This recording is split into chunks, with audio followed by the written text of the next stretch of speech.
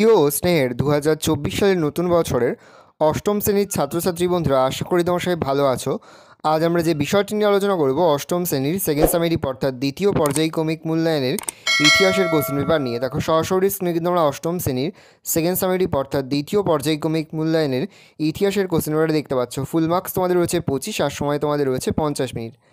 একের দাগে রয়েছে সঠিক উত্তরটি নির্বাচন করো যে কোনো পাঁচটি প্রতিটি প্রশ্নে, মান 1 করে 1 × 5 = 5। প্রথম, চিরস্থায়ী বন্দোবস্ত চালু করেন ওয়েলেসলি, হেস্টিংস, কর্নওয়ালিস না ডালহৌসি? উত্তর হবে কর্নওয়ালিস। প্রশ্ন, ভারতের রেলপথ নির্মাণের জনক বলা হয় Lord Cornwallis, Lord Dalhousie, Lord Bentinck, Lord হেস্টিংসকে? উত্তর হবে লর্ড ডালহৌসিকে। প্রশ্ন, মহাবিদ্রোহ ঘটেছিল 1857, 1858, 1860, 1875 খ্রিস্টাব্দে? উত্তর হবে 1857 খ্রিস্টাব্দে।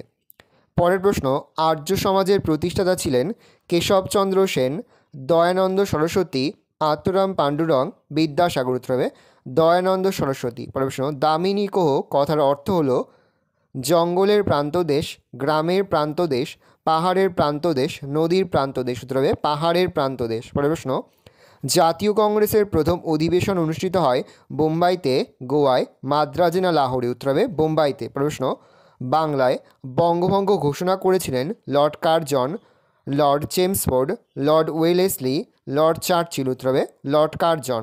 দুয়ে দাগে রয়েছে নিচের প্রশ্নগুলির উত্তর দাও 4 থেকে 5টি শব্দ বা একটি বাক্যের মধ্যে।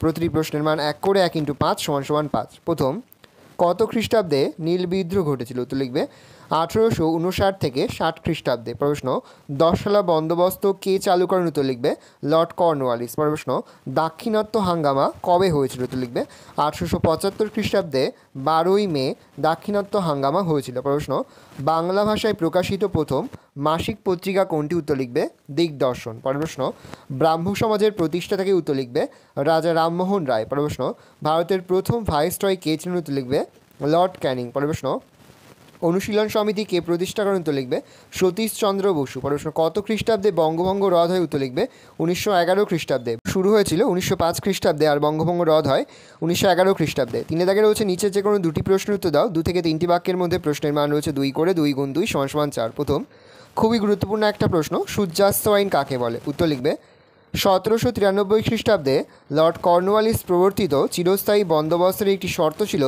সূর্যাস্ত আইন। চিরস্থায়ী বন্দোবস্তে জমিদারকে বছরের একটি নির্দিষ্ট দিনের সূর্যাস্তের মধ্যে প্রাপ্য রাজস্ব কোম্পানির কাছে জমা দিতে হতো, অন্যথা তার জমিদারি হাতছাড়া হতো। কোম্পানির রাজস্ব আদায়ের এই নিয়মকে বলা হতো সূর্যাস্ত আইন। পরে হচ্ছে, ঔপনিবেশিক সমাজে কাদের মধ্যবিত্ত ভদ্রলোক বলা হতো? লিখবে ব্রিটিশ আমলে ভারতীয় সমাজে উচ্চবর্ণের হিন্দু সম্প্রদায়ভুক্ত একদল পাশ্চাত্য শিক্ষায় শিক্ষিত শ্রেণীর উদ্ভব ঘটে। এই নবোদিত শ্রেণী ইংরেজ শাসনের সমর্থন এবং পৃষ্ঠপোষক ছিলেন। এদের বলা হতো মধ্যবিত্ত ভদ্রলোক এবং মূলত ডাক্তার, উকিল, শিক্ষক, অধ্যাপক, কেরানি, ব্যবসায়ী প্রমুখ এই সামাজিক শ্রেণীভুক্ত ছিল। সাঁওতাল বিদ্রোহের 2টি কারণ লেখো। সাঁওতাল বিদ্রোহের 2টি কারণ হলো 1, ইংরেজ কর্মচারী জমিদার ও মহাজনদের অত্যাচার থেকে পরিত্রাণ পাওয়া। 2, সাঁওতালদের জমি ফেরত পাওয়া ও পুলিশের নির্মম অত্যাচারে প্রতিবাদ করা। প্রশ্ন 2, নরমপন্থী ও চরমপন্থী নেতার নাম লেখো। নরমপন্থী হচ্ছে সুরেন্দ্রনাথ ব্যানার্জি, উমেশচন্দ্র ব্যানার্জি। চরমপন্থী বালগঙ্গাধর তিলক আর বিপিনচন্দ্র পাল। 4 দাগে রয়েছে নিচে যে কোনো দুটি প্রশ্নের উত্তর দাও। প্রশ্নের মান 3 করে 3 × 2 = 6। প্রথম, অবশিল্পায়ন বলতে কী বোঝো? বাস্তবের টিকা লেখা। অবশিল্পায়ন, অবশিল্পায়ন বলতে মূলত ঔপনিবেশিক শতকে ভারতের শিল্পের অধোগতিকে বোঝানো হয়। ব্রিটেনে শিল্প বিপ্লবজাত ব্রিটিশ পণ্যগুলি ভারতে আমদানি, কোম্পানির একচেটিয়া বাণিজ্য, ব্রিটিশের শুল্ক বৈষম্য নীতির ফলে ভারতের চিরাচরিত দেশীয় হস্তশিল্প, বস্ত্রশিল্প প্রভৃতির অবক্ষয় ঘটে। ইংল্যান্ডে ভারতীয় বস্ত্রের রপ্তানি বাধা এবং ইংল্যান্ডের কারখানায় তৈরি বস্ত্রের ভারতীয় বাজারে অবাধ আমদানির ফলে ভারতের তাঁত শিল্পের সর্বনাশ ঘটে। লক্ষ লক্ষ তাঁতি ও কারিগর বেকার হয়ে পড়ে। শাসনকালে দেশীয় শিল্পের এই অবক্ষয়কে বলা হয় অবশিল্পায়ন। এটা কিন্তু খুব সহজ করে আমরা লিখে দিয়েছি, তোমরা কিন্তু অবশ্যই তোমাদের খাদ্য নোট ডাউন করে মুখস্থ করে ফেলবে। প্রশ্ন, কোথায় তিতুমিরের নেতৃত্বে বিদ্রোহ হয়েছিল? তার সঙ্গে হচ্ছে মহাবিদ্রোহের প্রত্যহ কারণ কী ছিল? উত্তর লিখবে তিতুমিরের নেতৃত্বে নালকেরবেরিয়া অঞ্চলে ওহাবি আন্দোলন ছড়িয়ে পড়েছিল, যা বারাসাত বিদ্রোহ নামে পরিচিত ছিল। মহাবিদ্রোহের প্রত্যক্ষ কারণ ছিল এনফিল্ড রাইফেলের ব্যবহার। গুজব রটে যে নতুন রাইফেলের টোটাগুলিতে গরু ও শূকরের চর্বি মেশানো রয়েছে। ওই রাইফেলের টোটাগুলি ভরার আগে দাঁত দিয়ে কেটে নিতে হতো, তাই সিপাহীরা মনে করেছিল ব্রিটিশ সরকার তাদের ধর্ম নষ্ট করার চেষ্টা করছে, তাই তারা বিদ্রোহী হয়েছিল। টিকা লেখক ইলবার্ট বিল বিতর্ক। কোনো ভারতীয় বিচারকের ইউরোপীয়দের বিচার করার অধিকার ছিল না। গভর্নর জেনারেল লর্ড রিপনের আইনসভার সদস্য সিপি ইলবার্ট বিচার বিভাগীয় ক্ষেত্রে এই অসাম্য দূর করার চেষ্টা করেন।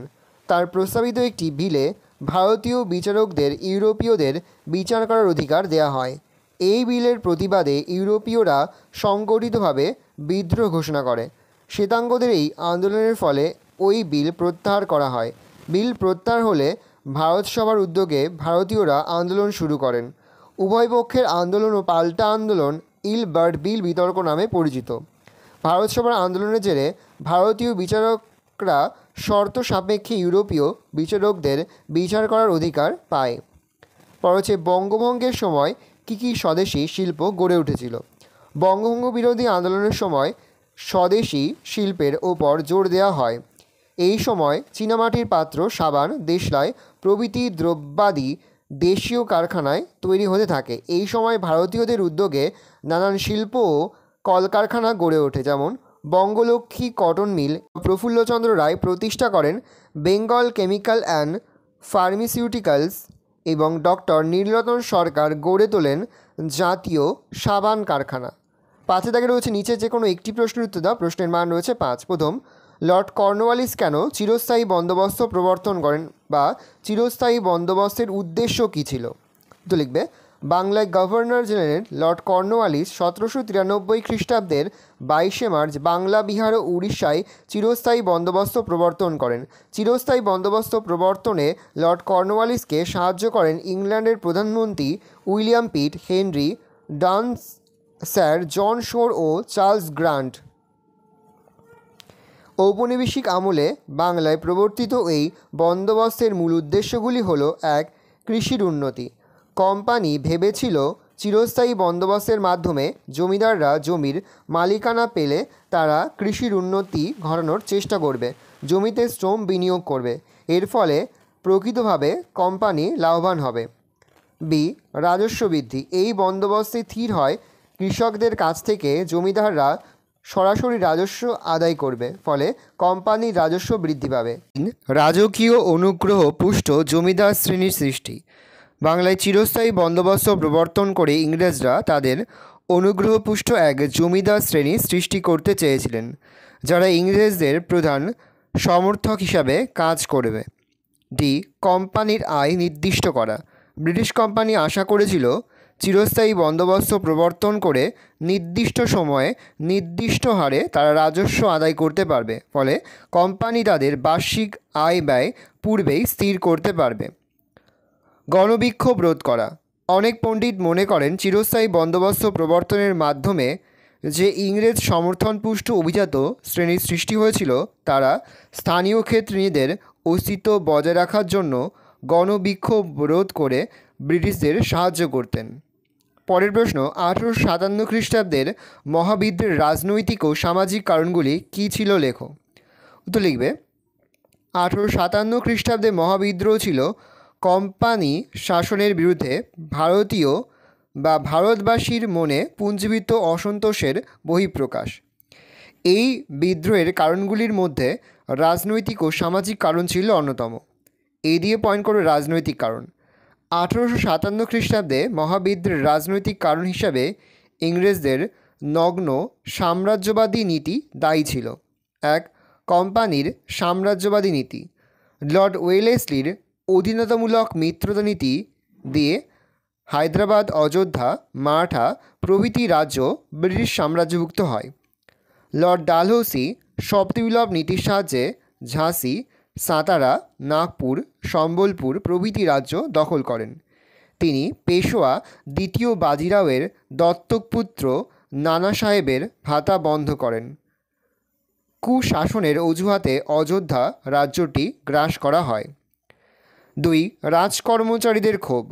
দেশীয় রাজ্যগুলিকে ব্রিটিশ সাম্রাজ্যভুক্ত করার ফলে ওই রাজ্যগুলির হাজার হাজার জীবিকাচ্যুত সৈনিক ও কর্মচারী কোম্পানির বিরুদ্ধে বিদ্রোহে যোগদান করেছিল। মেন পয়েন্ট করবে বি দিয়ে সামাজিক কারণ। 1857 খ্রিস্টাব্দের মহাবিদ্রোহের অন্যতম কারণ ছিল সামাজিক অসন্তোষ। 1. সামাজিক বৈষম্য। ইংরেজরা ভারতীয়দের বর্বর ও অসভ্য বলে মনে করত। বিভিন্ন ক্লাব, রেস্তোরাঁ, হোটেলের বাইরে বোর্ডে ইংরেজরা লিখে রাখতেন কুকুর ও ভারতীয়দের প্রবেশ নিষেধ। এটাকে তোমরা ডাবল ইনভার্টেড কমার মধ্যে রাখবে। 2. সামাজিক হস্তক্ষেপ। ব্রিটিশ সরকার কর্তৃক হিন্দু সমাজে প্রচলিত ইনভার্টেড কমার মধ্যে রাখবে সতীদাহ প্রথার বিরুদ্ধে ও বিধবা বিবাহের পক্ষে আইন প্রণয়নকে হিন্দু ধর্মের ওপর হস্তক্ষেপ বলে মনে করে। 3. খ্রিস্টান মিশনারিদের প্রতিক্রিয়া। খ্রিস্টান মিশনারিরা ধর্ম প্রচারের সময় হিন্দু ও ইসলাম ধর্মের সমালোচনা করত। এর ফলে হিন্দু মুসলিমদের সঙ্গে ইংরেজদের সামাজিক ব্যবধান বেড়ে যায়। 4. প্রক্রিয়াশীল কাজে প্রতিক্রিয়া। ভারতীয় সমাজ ছিল গোঁড়া। গঙ্গা নদী থেকে সেচখাল কাটা হলে হিন্দুরা বিক্ষুব্ধ হয়। এছাড়া রেলপথ, টেলিগ্রাফ ব্যবস্থা প্রভৃতি চালু হলে ভারতীয়রা এগুলিকে তাদের সামাজিক ঐতিহ্যের ওপর হস্তক্ষেপ বলে মনে করে। এইভাবে রাজনৈতিক ও সামাজিক কারণ 1857 মহাবিদ্রোহের অন্যতম কারণ রূপে বিবেচিত হয়। পরের প্রশ্ন, সভা সমিতির যুগ কাকে বলে? তার সঙ্গে টিকা লেখো মর্লে মিন্টো সংস্কার আইন 2+3। ঔপনিবেশিক ভারতে 19 শতককে বলা হয় রাজনৈতিক সভা সমিতির যুগ।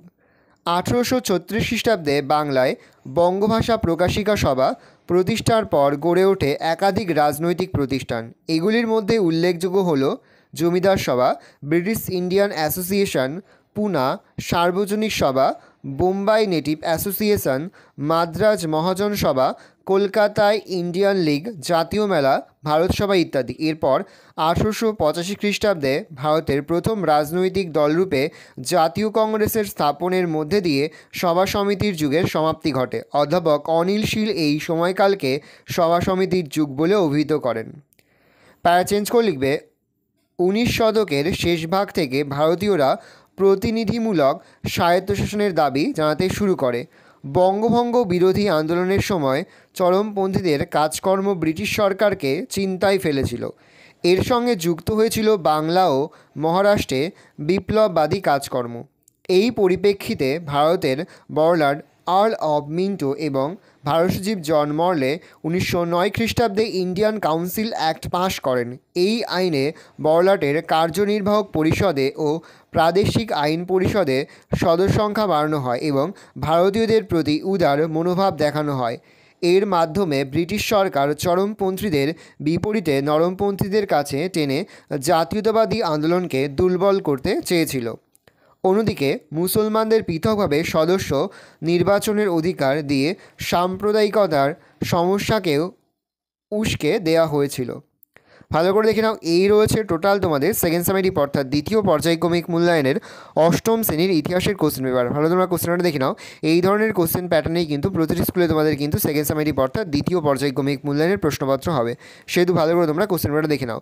আশা করি ভিডিওটা ভালো লেগেছে। ভিডিওটা ভালো লাগলে ভিডিও লাইক করতে একদমই ভুলবে না। আর আমার চ্যানেল নতুন হওয়া লাল কালার সাবস্ক্রাইব প্রেস করে পাশে বেল আইকন প্রেস করে যখন নতুন কোনো ভিডিও আপলোড করি সবার ফার্স্ট নোটিফিকেশন তোমরা পেয়ে যাও। আর এই ভিডিওটি তোমার বন্ধু বান্ধবী আত্মীয়স্বজন সবার মধ্যে কিন্তু অনেক শেয়ার করে যায়। এবছর অষ্টম শ্রেণীতে পড়ছে। আমরা কিন্তু ইতিমধ্যে অষ্টম শ্রেণীর প্রতি বিষয়ে সিলেবাস, প্রশ্নকাঠামো এবং নমুনা প্রশ্নপত্র কিন্তু আপলোড করে দিয়েছি।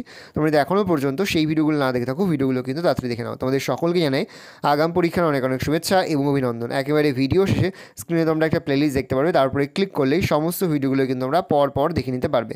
কোনো প্রশ্নের উত্তর লিখতে বা বুঝতে যদি কোনো রকম অসুবিধা হয় তাহলে কিন্তু নির্দ্বিধায় কমেন্ট সেকশনে কমেন্ট করে জানাতে একদমই ভুলবে না।